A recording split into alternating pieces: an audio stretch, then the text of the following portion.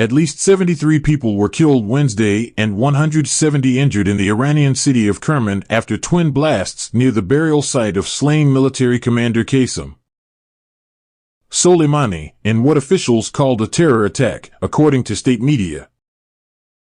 The first explosion was 700 meters away from Soleimani's grave, and the second was a kilometer away as pilgrims visited the site, IRNA added. Soleimani was killed by a U.S. airstrike ordered by former President Donald Trump at Baghdad International Airport 4 years ago Wednesday.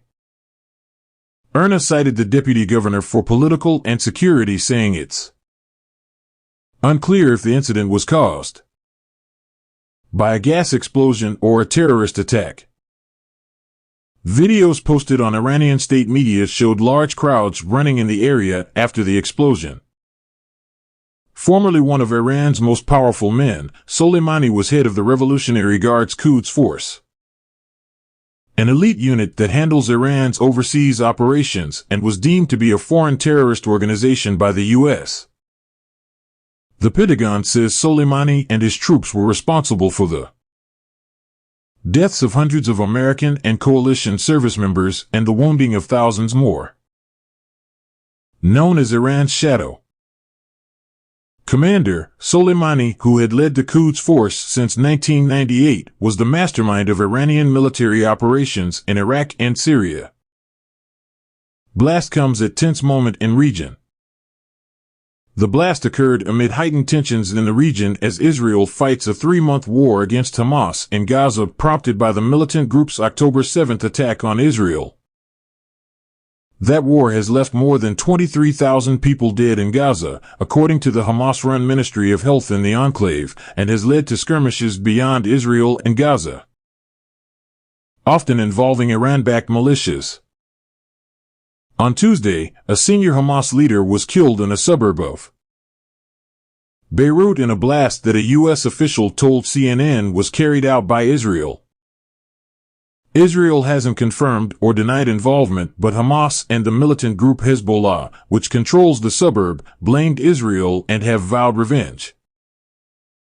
Hezbollah's leader Hassan Nasrallah is set to deliver a speech on Wednesday, his third since the war broke out.